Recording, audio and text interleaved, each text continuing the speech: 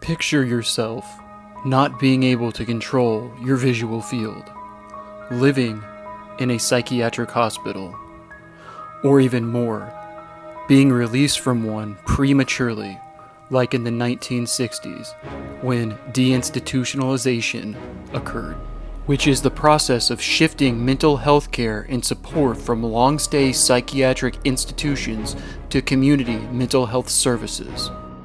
As a result, there is one serious problem and predicament that haunts us to this day, which is many of the mentally ill went from institutions to the streets with little or no care. Initially, this concept of deinstitutionalization might have come across as good because a lot of these mental health institutions were very dangerous to these clientele in them. However, I don't believe the government was ever prepared of what was to come, and how mental health to this day is a topic of discussion. It's also quite the coincidence that with deinstitutionalization, that the medication marketed as Thorazine was also released at this time, thinking that it would be the medication that would ultimately result in stopping psychosis. But once again, this was not the answer. So let's jump into what we need to know today in regards to mental health and some of the myths. Some words to ponder: dangerous, weak, crazy, you cannot. So these words mentioned, crazy, weak, dangerous, etc., are the way people today stigmatize people with mental health disorders. Don't let that be you. So let's discuss the 5 common myths that people today relate to mental health. So as stated prior, with deinstitutionalization, it did have a benefit due to there being very hazard environments. And also at this time, as just stated, Thorazine was released, and that was actually when it began to come on the market, was 1955. So between the 1950s and 60s, that's when this protocol came into place. The problem being is when you released a lot of these patients who should not have been released from the mental institutions, they just went straight to the streets because there was not enough money that was balanced between the federal and state governments. They essentially just pushed the problem to the state governments, meaning the state governments didn't have the resources they needed yet in order to assist in what was going on. Because just because you dump all these patients that need help, oh, we're going to let them go, the states were not ready for this. And unfortunately, a lot of times, like Thorazine and even today, antipsychotics, yes, they can help and assist, but a lot of times people have reactions to them, or they need medication adjustments. Or more so, some people just aren't responsive to them, or they can cause serious side effects.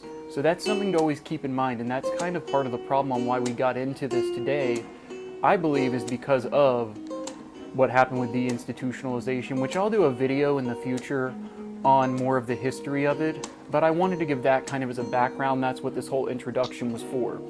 Because now what we're looking at is 5 common myths in regards to mental health that to this day are applied, that I wanted to go over with everyone, because mental illness is still on the rise. And I'm not saying due to deinstitutionalization that was the full reason why we're in the crisis we are today, but that definitely doesn't help, because to this day, getting help with mental health problems is extremely expensive, with insurance or without insurance. So let's go over the first common myth. And these are ones that I wrote down that I think are the most relevant to today. So the first one is, quote unquote, you are either mentally ill or fine. A lot of times, unfortunately today, mental illness is treated just like physical illness. So for example, if you have a mental illness, if you can't treat it with a medication right away, then essentially with it, and it doesn't work, then you're going to be mentally ill forever. With physical illnesses, we do have treatments, of course, but a lot of times with physical illnesses, now I mean there's things like flu, pneumonia, and whatnot, viruses we get over, but there are plenty of physical illnesses that you have to maintain with medication. But that's one common myth today, is you're either mentally ill or you're fine. That is not true. Mental illness can come and go. It can be a little dormant at times. But there are stages where you're completely functional if you have mental illness. For example, somebody who has even, let's say, ADD, for example, a lot of times they're functional. Yeah, they take medication for it or even for major depressive disorder, but they're functional. The medication helps. It doesn't mean just because they have a mental illness that you can label them as, oh, they're mentally ill. Now the second one, people that are mentally ill are always dangerous. Now with this, I will say, when it comes a lot of times to things such as drug-induced psychosis, or sometimes people who are homeless who are even using drugs or agitated, they can be dangerous. They can even be elopement threats in hospitals.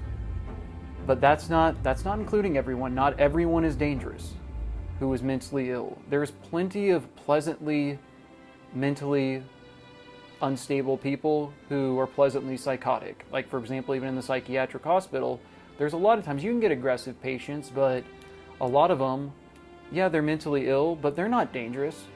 A lot of them, even some that aren't even specifically med compliant, doesn't mean they're dangerous. Yes, they should be taking medication. Yes, they can be in involuntary holds to where they have to take medication, but that doesn't necessarily mean they're dangerous. If they're truly dangerous, they pose a danger to themselves or others, more importantly to themselves. But no, that's, once again, mentally ill, you're not always dangerous. The third one, also like and subscribe if you haven't at this point. People with mental illness are weak. Honestly, that is a lie.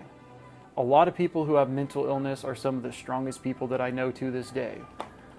So anyone saying, if you're out there and you're struggling with mental illness, if anyone is saying or you're hearing, oh, anyone that's mentally ill is weak, more than likely the person saying that they're more weak than the one actually struggling with mental illness.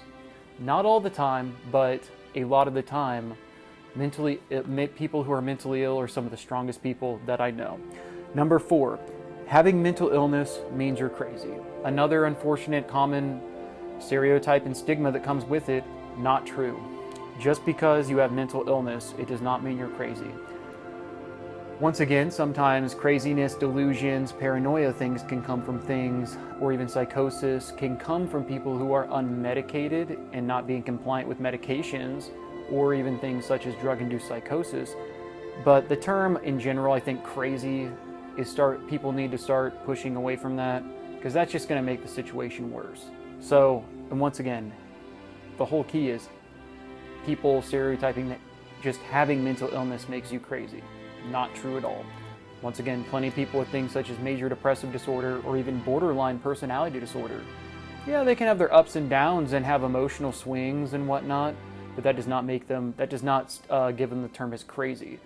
And unfortunately, with deinstitutionalization, with what happened, that brought some of these terms back out, because once again, they thought medication would fix this whole thing, such as Thorazine being released, which was a great medication at the time, but has horrific side effects for a lot of people.